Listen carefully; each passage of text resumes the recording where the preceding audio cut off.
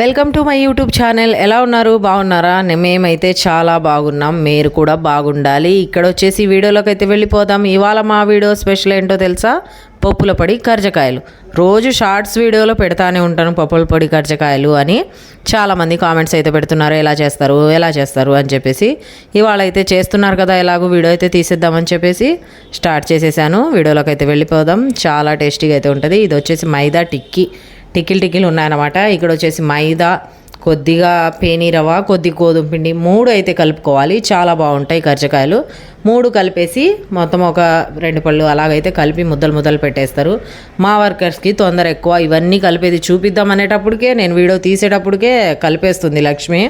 ఇక్కడ వచ్చేసి ఇందులో కొద్దిగా నెయ్యి, వాటర్ వేసి పిండి బాగా ఇలా కలుపుకోవాలి. అది కూడా గట్టిగా కలపాలి పిండి. గోధుమ పిండి మనం చపాతీలకి కన్నా గట్టిగా ఉండాలి.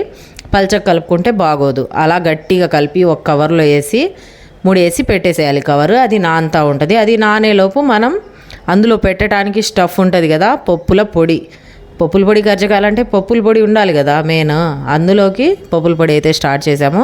ఇక్కడ వచ్చేసి బట్టి పప్పులు, పంచదార, అవి 1 కేజీ అవి 1 కేజీ అనుకోండి. స్వీట్ కరెక్ట్గా సరిపోద్ది. పంచదార ఎక్కువ వేస్తే బాగోదు. ఆ పంచదార వద్దు అనుకుంటే పంచదార వేసే ఇదిలోనే బెల్లం వేసేయచ్చు. వేసి మిక్సీ అయితే పట్టుకోవాలి. మనం ఇంట్లో ఎందుకులే అనుకుంటే మరకు పంపించేసి కొన్ని యాలుక్కాయలు కూడా వేసేసి మిక్సీ మర పట్టించేస్తే సరిపోద్ది. మేమైతే మర పట్టించేసాము. ఆల్రెడీ మేము ఒక టిక్కి పట్టించి పెడతాము. 50 కేజీలు పంచదార, 50 కేజీలు బట్టి పప్పులు కలిపేసి వేసి పట్టించి రెడీగా పెట్టుకుంటాం. ఎందుకంటే ఎప్పుడప్పుడు ఆర్డర్స్ వస్తూనే ఉంటాయి మాకు, అందుకనేసి రెడీగా పెట్టాము. ఇప్పుడైతే పిండి నానిపోయింది, పొడి రెడీ అయిపోయింది, చేయటం స్టార్ట్ చేసేసారు. అది ఎలా చేస్తున్నారో చూసేయండి. ఫస్ట్ అయితే పిండి నానింది కాబట్టి చిన్న పూరి ముద్దలాగా చేసుకొని, చెక్క పీట ఉంటుంది కదా మనం సాదుకుండేది, దాని మీద చపాతీ కర్రతో మనం పూరీలు సాదుకున్నట్టు సాదుకొని, మరీ పల్చగా ఉండకూడదు, మరీ మందంగా కూడా ఉండకూడదు. అందులో మనం ఫస్ట్ రెడీ చేసి పెట్టుకున్న పప్పుల పొడి పెట్టేయాలి.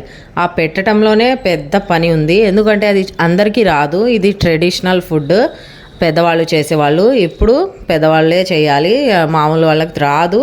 అందుకే చాలామంది కొనుక్కెళ్ళటం, లేకుంటే ఆర్డర్స్ ఇచ్చి ఫుల్గా మ్యారేజెస్కి ఇస్తున్నారు. మేమైతే చేసేస్తున్నాము. ఇక్కడ పప్పుల పొడి కర్జకాయలు ఆల్రెడీ సగం అయ్యాయి, రెడీ అయిపోయి ఆరుతున్నాయి బాగా. ఆ పొడి పెట్టేసి ఇలా నీట్గా అల్లుకోవాలి. అదే టెక్నిక్గా పెట్టాలి పొడి. కొద్ది పక్కకు వచ్చిన ఆయిల్ మొత్తం పాడైపోతుంది, నల్లగా అయిపోయింది ఆయిల్. కర్జకాయలు బాగా ఆరాకే ఆయిల్లో వేసి ఎంచుకోవాలి. బాగా ఆరిపోయాయి. ఇప్పుడు లక్ష్మి అయితే ఆయిల్లో వేసేస్తుంది. నేనైతే తీసేస్తున్నా. ఎమ్మటైతే తీయాలి, బాగా ఆయిల్ కాగబెట్టుకోవాలి, తీసేయాలి. అదే చేయటమే లేట్. ఆయిల్ దగ్గర 10 నిమిషాల పని ఇది. కొన్ని అయితే ఎక్కువైతే లేట్ అవుతుంది అనుకోండి. ఇంకా ఇందులో నుంచి తీసేస్తున్నా నేను. లక్ష్మి అయితే వేసేస్తుంది. నేను వేద్దామంటే అన్ని ఆయిల్ కూడా మీద వేస్తాను, కింద పడేస్తాను అనేది వాళ్ళే చేస్తున్నారు. ఇక్కడ వచ్చేసి నేను ఇంకా వెళ్ళాక ఖాళీగా అయితే ఉండను కదా, ఏదో ఒకటి ఎలా కదిలిస్తూ ఉంటాను పొయ్యి దగ్గర. ఇప్పుడైతే కర్జకాయలు తీసేస్తున్నాను. వీడియో ఎలా ఉందో కామెంట్ చేయండి. వీడియో నచ్చితే లైక్ చేయండి, షేర్ చేయండి అండ్ సబ్స్క్రైబ్ చేసుకోండి ఇలాంటి మంచి వీడియోస్ కోసం. ఓకేనా? ఫుల్ వీడియో కావాలంటే కామెంట్ చేస్తూ ఉండండి. ఏమన్నా ఐటమ్స్ మీకు కూడా ఈ స్వీట్స్ కావాలంటే మాకు కాంటాక్ట్ అవ్వండి. ఓకేనా? బాయ్. ఇక్కడ వచ్చేసి లక్ష్మి కర్జకాయలు వేయించడంలో బిజీగా ఉంది. ఇప్పుడు టైం వచ్చేసి సాయంత్రం 8 అవుతుంది. ఓకేనా? బాయ్.